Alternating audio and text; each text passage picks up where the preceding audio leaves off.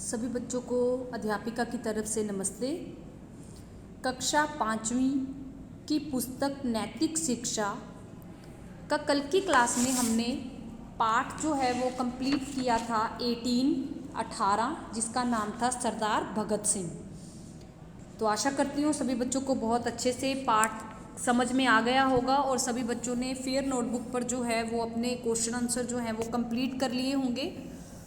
तो आज की क्लास में हम शुरू करते हैं पाठ 19 जिसका नाम है दयानंद प्रशासित। पाठ 19 जिसके कविता के द्वारा क्या बताया गया है कि दयानंद कौन थे, क्या थे, कैसे थे और कौन उनके गुरु थे। तो इसी पर आधारित है आज का हमारा जो पाठ 19 है दयानंद प्रशासित। तो शुरू करते हैं। बताए तुम्हें हम दयानंद क्या था, बताएं तुम्हें हम दयानंद क्या था। ऋषि था, मुनि था, कोई देवता था। क्या बता रहे हैं कि हम तुम्हें ये बताने जा रहे हैं कि जो दयानंद थे, स्वामी दयानंद जी, वो क्या थे। वो एक ऋषि थे, एक मुनि थे और एक देवता थे। क्यों? क्योंकि उन्होंने समाज में रहते लोगों का उद्धार किया था। उन्होंने सत्य के रास्ते को अपनाने के लिए लोगों में वेदों का प्रचार किया था। अंधेरे में ठोकर जो जन खा रहे थे, अंधेरे में ठोकर जो जन खा रहे थे, वे गुमराह उनके लिए रहनुमा था। यानी कि जो इंसान, जो लोग इधर उधर भटक रहे थे, सत्य की तलाश में भटक रहे थे, जिन्हें परमात्मा की प्राप्ति नहीं हो रही थी, गुमराह थे, भटकना, उनको कुछ नहीं समझ आ रहा था। तो जो दयानंद थे वो उनके लिए क्या थे? एक रहनुमा थे, यानी कि एक परम पिता परमेश्वर के द्वारा दी गई एक मीठी दात थे। नेक्स्ट, जिसे हमने गलती से समझा था दुश्मन, जिसे हमने गलती से समझा था दुश्मन, वही राष्ट्र नौका का नाविक महा था। कि जिस दयानंद को लोगों के मन में एक बार गलत फहमी पैदा हुई कि ये देश के हित के लिए नहीं है, तो वही इंसान देश का हित कर निकला। नाविक, देश को चलाने वाला, जैसे एक नाव को चलाने वाला नाविक होता है, उस तरह उन्होंने देश को बुराइयों से, कुरीतियों से, जो इधर उधर भटक रहे थे, अंधविश्वासों से निकालने का कौन था जरिया? दयानंद थे। निशा हिंदुओं का मिटा जा रहा था, निशा हिंदुओं का मिटा जा रहा था, उसी की थी हिम्मत बचाया हमें था।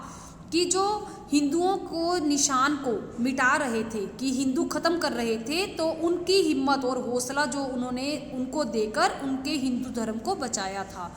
निभाया था दीक्षा के व्रत को अनूठा, विरजानंद का शिष्य प्यारा महा था। गरज कोई माने न माने मुसाफिर, दयानंद दर्दे वतन की दवा था।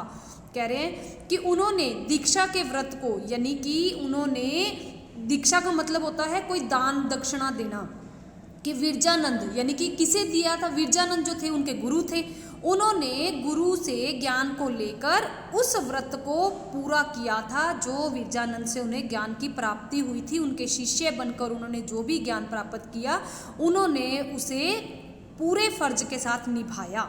और गर्ज कोई माने ना माने मुसाफिर, दयानंद दर्दे वतन की दवा थे।